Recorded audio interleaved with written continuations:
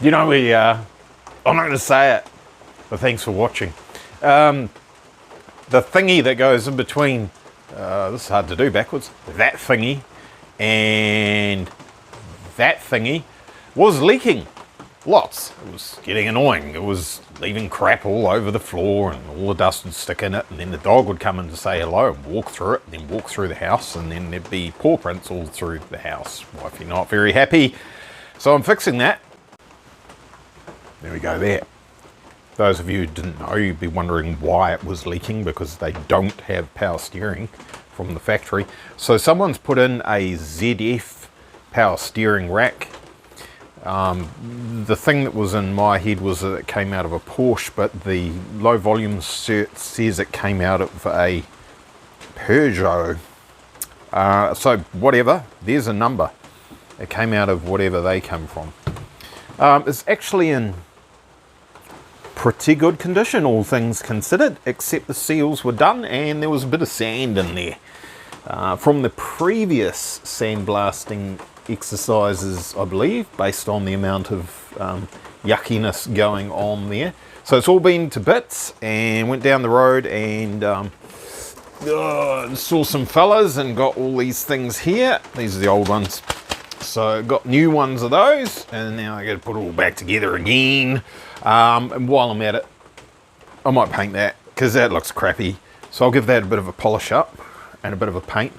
Need to have a look down the side there. It doesn't look bad, does it? Oh, does it? What's that thing on the left there? Oh, I might have to give that a hone. Might be just dirt, crud. We'll see. Fun and games. There we go. Overhauled new seals and a bush that appeared to be missing from this end, and you could grab the rack and go blah, blah, blah, blah, blah. It was shocking. So I've put a bush in there that wasn't there before, and I'm not going to shake that too hard because the whole bloody van was moving then, which is good. So that's probably why the seals failed and all that in the first place. I mean, the workmanship that went on here with this installation was, yeah, it left a little bit to be desired. That's a 16 by 1.5 male thread into the steering rack, and then it's, I don't know, it's Imperial. It's, was it 16? It was 15.8. It's probably 3/4 inch. UNF, I'd say, maybe something like that, perhaps. So I'm going to have to see if I can maybe get a rack end, a rod end rather, that goes into here and has the appropriate thread to maybe use. I think it's the A31. This in Safiro has a nice long rack end, steering rod, whatever you want to call it. So yeah, there's that. I don't know, did I do any filming on this? This was all wrong here. I took this all apart years ago and tried to make it better. I improved it, but it just was not good enough. I think I talked about this morning, didn't I? And this angle here is all wrong. That needs to be fixed. I did a little bit of panel beating on that. It's still very rough, but it's a lot nicer than what it was. And if we're honest, there's still some issues going on with, ignore him, he's lying, with this corner. It's had a big punch, and it's just, everything's just in the wrong spot. There's evidence of the big punch that it's had. Not that we were running the bumpers anyway. This side escaped, so I can maybe make some templates over here and make sure this is where it needs to be. I might as well. There's so much effort going into everything else. I might as well get that right. I'd dearly love to strip all the undercarriage out of it, get it all sandblasted and powder coated and painted and all that sort of carry on, but not earning any money while I'm doing this, and we're pretty much running out. So yeah, we'll see how much further I can go.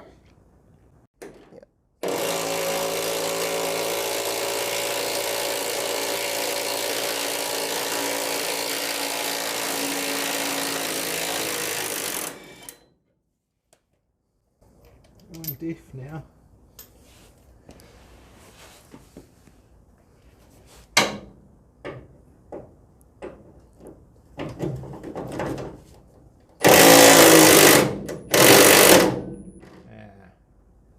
Might pay to put a bit more weight on the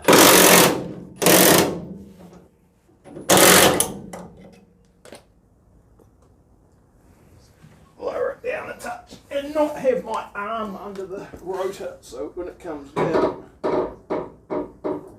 it doesn't chop my hand off.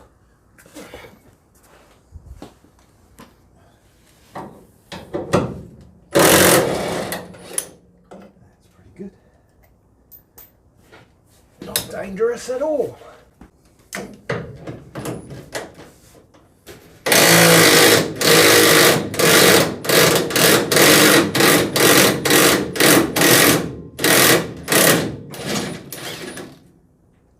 Perfect.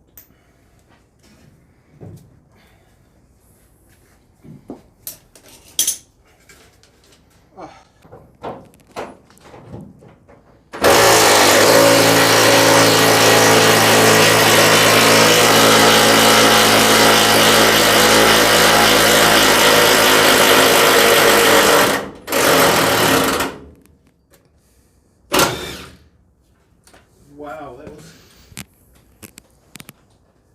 massively loaded up sideways.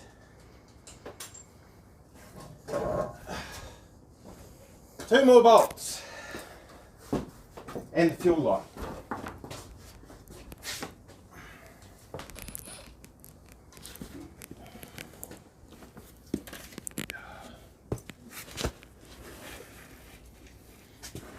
I'm reluctant to put my arm under that hoist.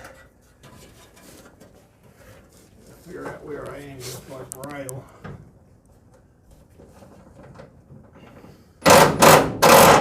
Is that spinning? It was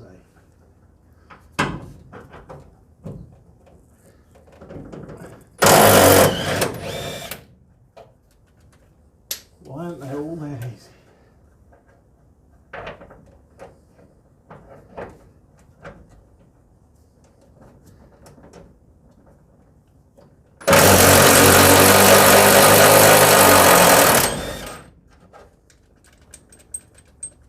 Right.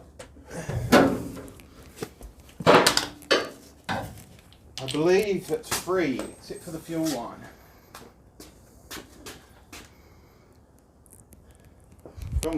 Film the motor, not me. They're all seeing me, I'm ugly. Why are we so... Nah, what's going on?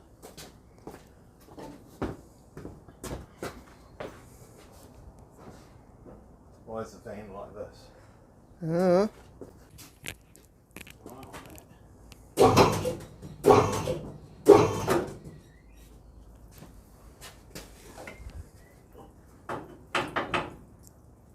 I think we're winning. Going for a pee. Yeah. I would too if someone was ripping my heart out. How about that? That's sitting up there, that'll be fine.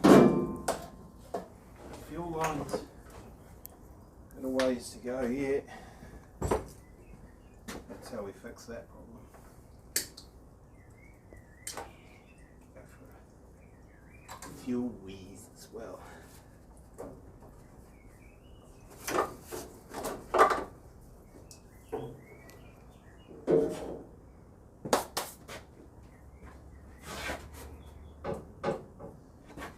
Pretty sure it's free.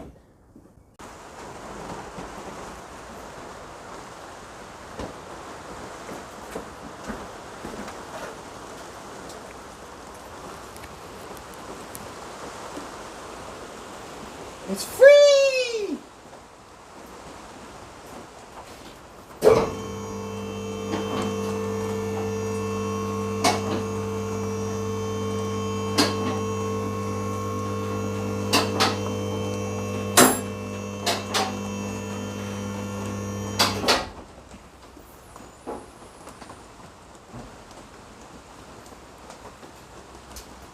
That that was a shit fight. I've had enough of that for today. Time to go inside.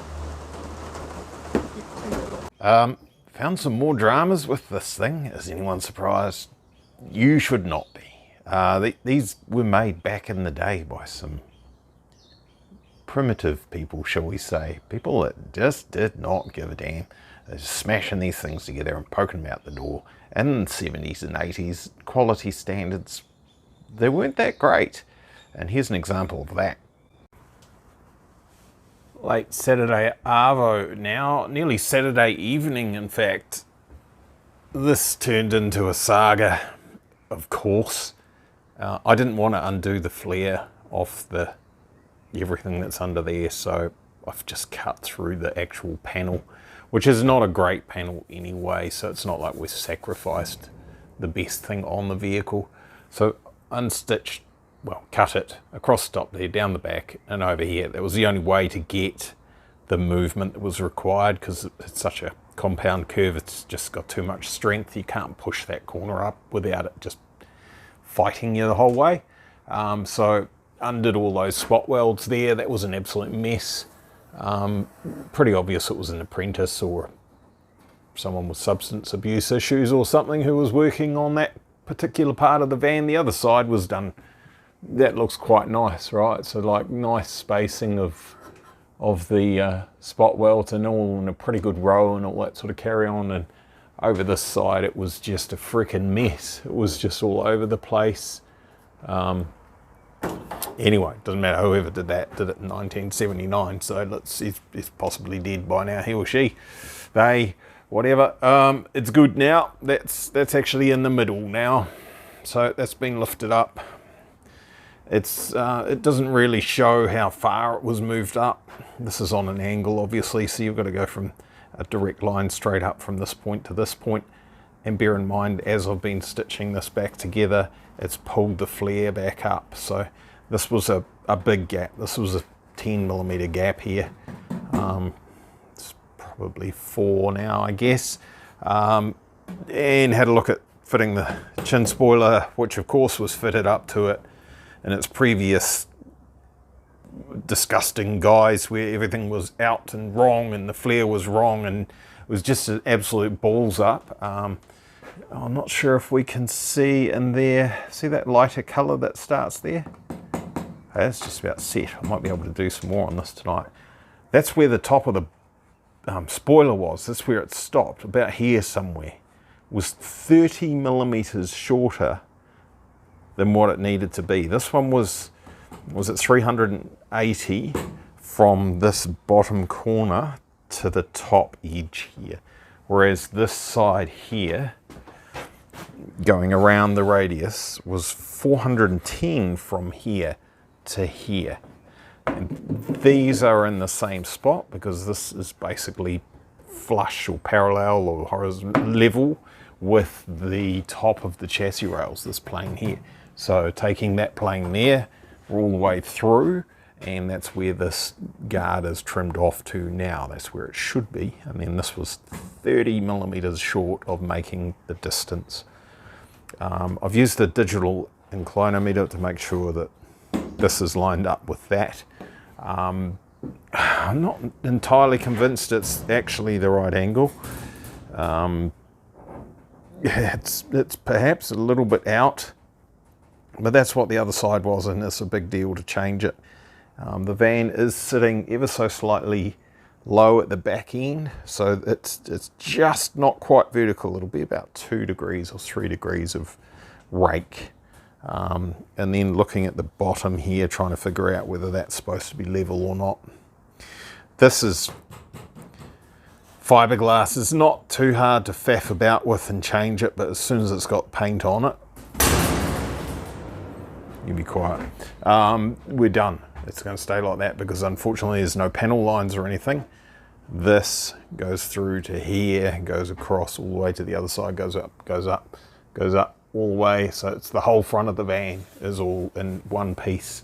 And if you take into account the gutter, well, it's actually the whole van.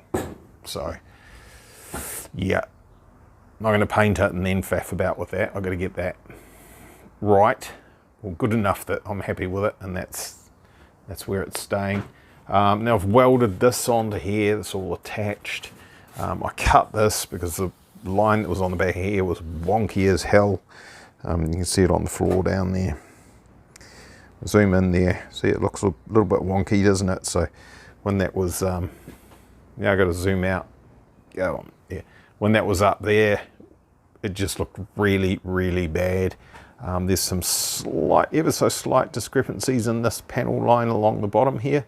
Not worried about that. I will be attaching this to the crash bar that's behind it there. Actually, there's some, oh, there's not. I thought there were some holes. There's one hole, but I'm going to weld a little brace in between here and the crash bar behind it to help it, stop it doing that. That's that whole bar twists. I don't know if you can see it on the camera. I can definitely see it in person. So there's that. The grill is in savable condition. They corrode, they rust in between, and that's exactly what this one has done. Very hard to get in there and treat that with anything to stop it. So it's, the bulk of it is in good shape. A couple of pinholes down there, well, a bit bigger than pinholes, needle holes, wool knitting needle holes. Oh, there as well, I think there's one there. But otherwise, it's okay. So the plan with this is to cut it about here somewhere, all the way through both skins, delete the overlap, and then butt weld it all the way along in one piece. And then when you paint it, you're painting all of it. You're not leaving a bit in between that hasn't been painted. And that'll stop that. It fits van nicely. I'm just trying to show you with one hand and film with the other. So that all fits pretty good. Lines up like it should do. Huge gap here, so while I'm fixing this, that may actually just get that piece chopped out and just make that longer. That's like a, I think it's 9 or 10 millimeter gap there. That's about what they have from the factory. I've made the bottom nice on both sides. That's more like a modern panel gap, and I've closed off. There was a big gaping hole through here. The original trim down there at the ends doesn't have much of a lip on it, so you could actually see straight through there. It was clear daylight. So that's done. It's actually looking, I'll try to back up and not fall down. It's looking nice. It's still a long way to go. Yep, something to fix. Getting fussy, I know, but that needs, you can't leave things like that and fix everything else, can you? The welding came out all right. That's good. It's had a little bit of a wee bit of a grind. Not much, just a buff really. Probably high fill primer will be enough to get most of that. And the edges have stayed true. It hasn't warped or buckled or anything, so that's really good. That's problem solved. There was a lot of, here's some of it on the floor, a lot of rust in between the two of those. It was very bad, very bad. So that's good that that's deleted. The rest of the paint needs to come off that grill. Yeah, some things have happened a little bit later in the week. This is on. This is obviously the most important thing right now, right? This is on, attached.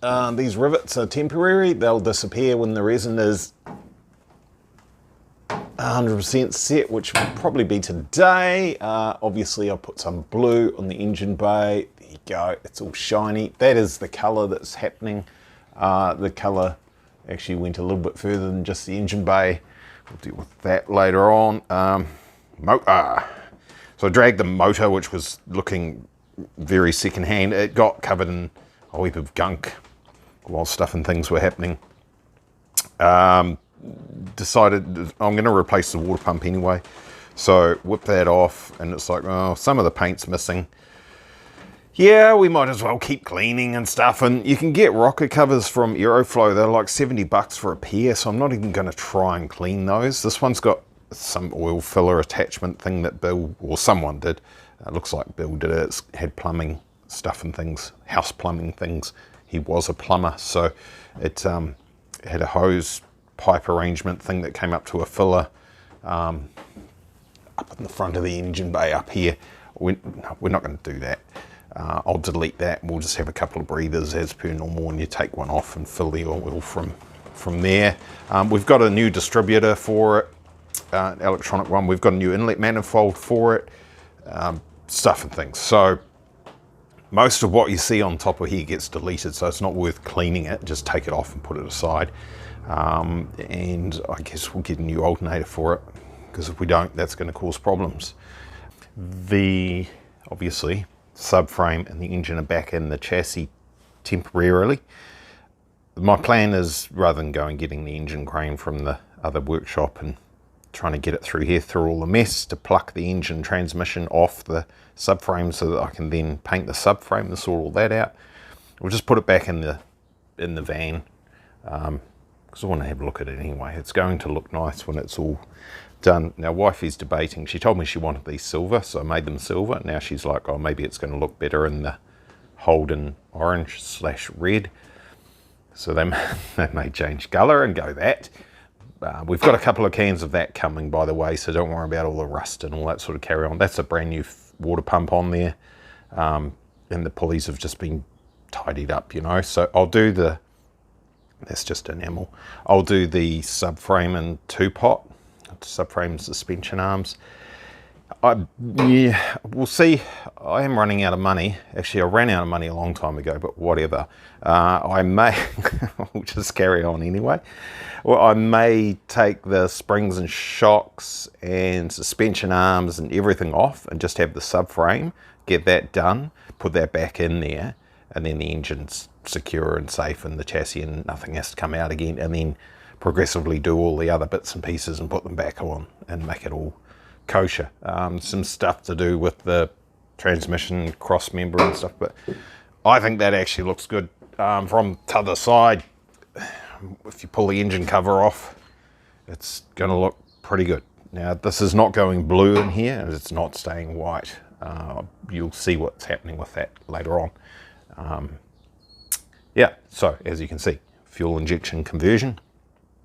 There is a throttle body that's off the 304, the 5 litre V8 that's in like VNs and things like that, with a little doofer thingy, donkey's cock, whatever you want to call it, that I made up to go on here to do all that. Probably changing that. I think I'll go with maybe a 4-barrel throttle body, and then we can put Robert's, tidy it up, put Robert's K&N filter thing that he bought and he was all proud of on top of there, instead of his, and then, you know, it's kind of similar to his Holly car, but not really. It'll look similar. We could have gone throttle body injection, and then we wouldn't have had to have had the fuel rails. And I still could, obviously, at this point in time. I can just pluck those out, blank off where the injectors are, and carry on. And Bob's your would-be brother-in-law. So there's a bunch of hardware that needs to be replaced on there. It's not rooted, it's not damaged, it's perfectly functional, it just doesn't look nice. And I could also potentially paint that intake manifold, but we will decide on that later. Right, so a million things to do. This is taking a mammoth amount of time, so videos may be few and far between because I don't want to shortcut it, do it properly. This, I think, is over 400 man hours gone into this so far. So if it was a customer's car, it'd be a $45,000 Bedford already. And there's still 200 hours to go, you know, so yay. But hey, we've got a couple of other cool jobs out there lurking about, and we'll kick off with those at some point when I get this back on its feet and it's safe to put outside and not ruin it. So let's crack on, running out of day.